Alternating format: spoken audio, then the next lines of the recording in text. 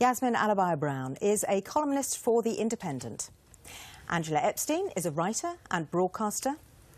Derek Hatton is the former Deputy Leader of Liverpool City Council, now a businessman. And Louise Mensch is a columnist and former Tory MP. Welcome to you all. Thanks for being here this morning. For too long, we've been so frightened of causing offence that we haven't looked hard enough at what's going on in our communities. Those are the words of the Prime Minister this week. David Cameron talked of passive tolerance and said we must tear up the narrative that says Muslims are persecuted and the West deserves what it gets. Well, he also talked of parts of Britain where you can get by without ever speaking English or meeting anyone from another culture, and criticised some institutions for encouraging that. So our question this week: has our tolerant society encouraged extremism?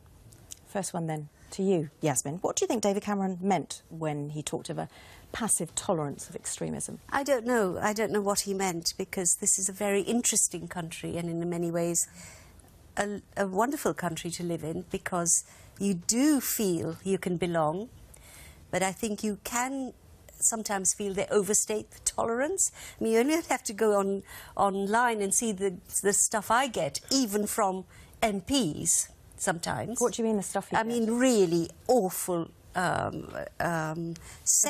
yes, real abuse. I mean, we had, not that long ago, Michael Fabricant saying the most atrocious things about me. So the tolerance can be, you know, we are human.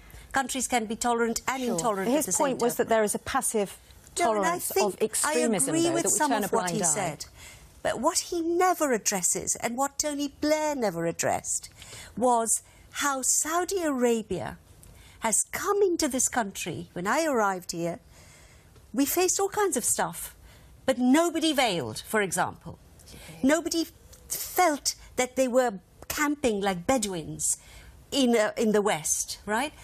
Saudi Arabia has been overactive, damaging Islam and relations between Muslims in the West for 15 years. That is the root, and that is what is tolerated and should not be tolerated. And they flew the planes into 9/11 as well.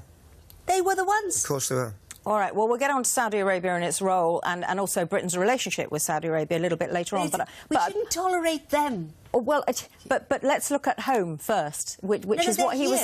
What I'm saying is, and the other thing is, you know, why have so many more faith-based schools? Why?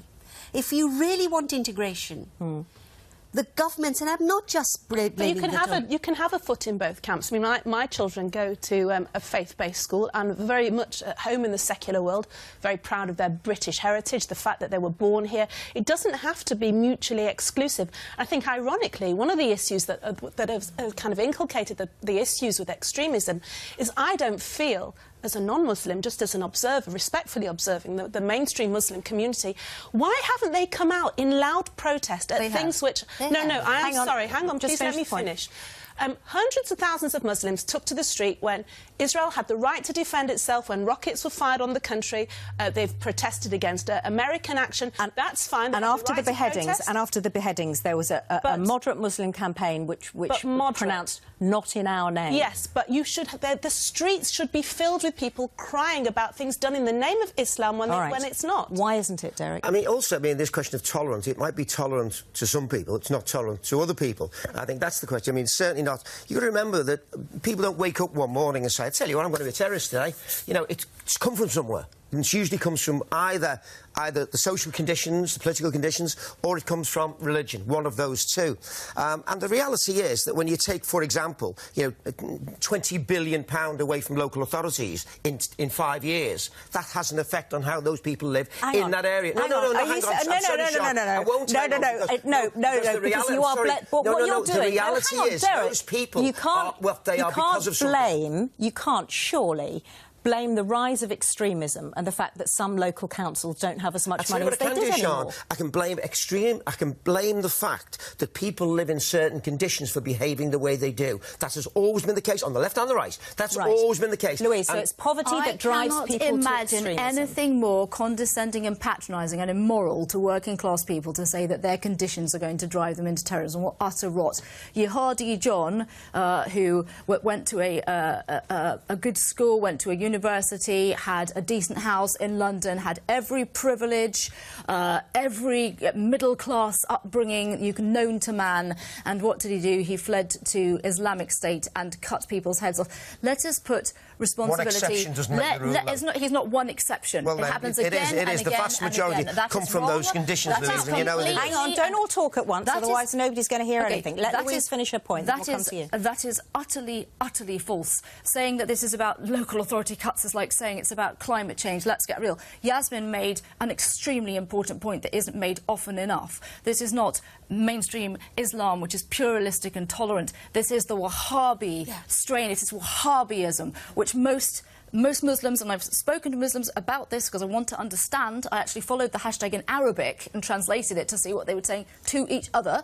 It's Wahhabism out of Saudi Arabia, the kind that says that women, when they drive, are terrorists. Right. So, and how do we tackle that then, Yasmin? I think to you in a minute, Angela. Why I know the reasons. The arms trade and oil, OK, is behind it. But are we really... And Prime Minister after Prime Minister, OK, has failed... And I wrote this 2 weeks ago in a very hard-hitting article saying the biggest enemy of the West is Saudi Arabia. Yes. Now, they come into, first the mosques, the area where I lived. It's infiltration. They come into... And in a way, you know, the poorer communities are more easily seduced. But that's not the only reason. They come into mosques, they set up schools. They now have infiltrated Islamic societies. I don't agree with you that we all have to rush out every time they do wrong. All right, but let me just put this quote that he said... Why don't you... The relationship with Britain... And I understand you're saying, look at Saudi Arabia and our relationship with it and stop them coming here. Stop them influencing families. I hear that. But David Cameron said the relationship with Saudi Arabia is that we receive from them important intelligence and security information that keeps us safe. There was one occasion since I've been Prime Minister where a bomb would have potentially blown up over Britain, and that was stopped because of the intelligence we got from Saudi Arabia. You were shaking your head there. I am, and I think I'm reasonably well known as a former Conservative MP, a backer of the Prime Minister, a great supporter of this government. I'm totally loyal to David Cameron. However, too often politics and morality is treated as a football team. My side's always right. You've got to be morally consistent. The Prime Minister is flat wrong on the issue of Saudi Arabia. Don't tell me about intelligence. Yes, they are the ones funding Al-Qaeda, Bin Laden from Saudi Arabia, the bombers that blew up 9/11 from Saudi Arabia, ISIL, the Wahhabi cult. It's wrong to use the word So we have to look outside, Angela. What they are. No, I think all of these things are obviously hugely important, but I think the internet has made an armchair terrorist of so many people who either exist in a social vacuum, whether it's because of, as Louise said, it can be everybody from a highly educated medical student to somebody who's living in social deprivation. Social deprivation obviously isn't a necessary part of the flip chart. That's where the support comes from. That's where the support comes from. People came here after the war, refugees, immigrants, with barely the clothes on their back. They didn't resort to terrorism. Indeed. I think the fact is that in this country we've got a culture of pussyfooting around other cultures and ethnic minorities, and that doesn't mean we can't all live in a blended society, but this has a strong Christian Anglo-Saxon tradition in this country. I say this as a Jewish girl, and I'm a huge respecter of Christmas. I don't expect people to close their shops on Saturday because I don't do that. Derek, we have to include all those. We are pussyfooting around the debate because we're frightened, and this happened last week actually. We had a debate on racism and it got terribly inflamed, and it was just people catcalling. We didn't get anywhere on that debate because people were too frightened of saying what they actually thought and being reasoned about it. And that's something David Cameron said. Discussions about extremism, radicalisation, terrorism are shut down because people are frightened of debate. I think there is some pussyfooting around, but I think there's also a lot of pussyfooting around over religion generally. I think that, you know, whenever you look at these problems, I mean, you go back to the Christians in the Crusades, you go back to what's happening in Palestine, you go, you know, you look at what, it was only 20 years ago that grown men were throwing bricks at kids because we were going to the wrong church school. Behind everything is a religion, and that's where we pussyfoot around, because we're not prepared to accept that, hang on a minute, that religion is behind all of this, as well as the social condition, that religion, and we've got to start saying, hang on a minute, religion in and of itself is partly at fault for all this. So and we're not prepared to accept the reality of it. Well, I would. I'm an atheist, but I'm not saying tomorrow morning at 9 o'clock we ban it. What I am saying is start to grasp the nettle and say religion is largely at fault for a lot of these problems. But no, I think religion has a place. Hang on. The problem is religion absolutely has a place. I pray, I have a deep faith. religion is something on the inside. It's when it becomes merged with politics that the destructive nature of it really manifests itself. And the other thing is, I hear this refrain every day. People are afraid of being racist or if they speak up. Actually, there's not very much evidence that anybody's going to come and arrest you for being racist. There is outcry over language, and sometimes I worry that that's the only outcry you have. When I complain about real racism that is happening to people, the backlash these days when you complain about real racism is equally frightening. But is that preventing us having a proper discussion about extremism and how to tackle the roots of extremism? Because the thing is that most religious extremism in recent generations has been carried out in the name of Islam, extremist Islam, much to the absolute horror of mainstream Muslims. I mean, there's an old Jewish joke, nobody ever crossed the road because they saw 4 accountants walking towards them.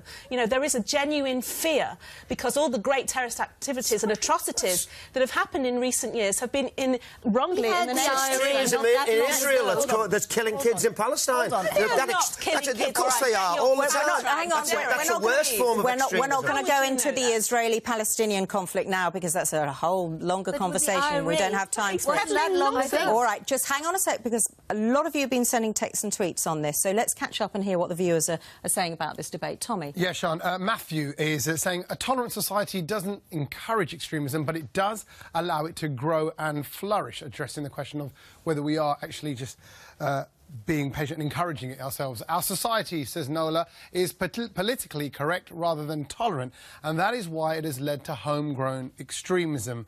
Daniel on Twitter saying society must be tolerant, but that's not an excuse for extremism. We can be unique and individual, but must show restraint at the same time. Terry saying extremism is encouraged because of the lack of tolerance in society. So it's a complex one, Sian. It is extremely complex. And where do we go? How do we tackle it? You know, it is still there. The government has the prevent strategy. They've spent £40 million on it. Has anything been achieved? I don't think enough has been achieved, and I think some quite simple things could be achieved. And the first is that we just try to be morally consistent.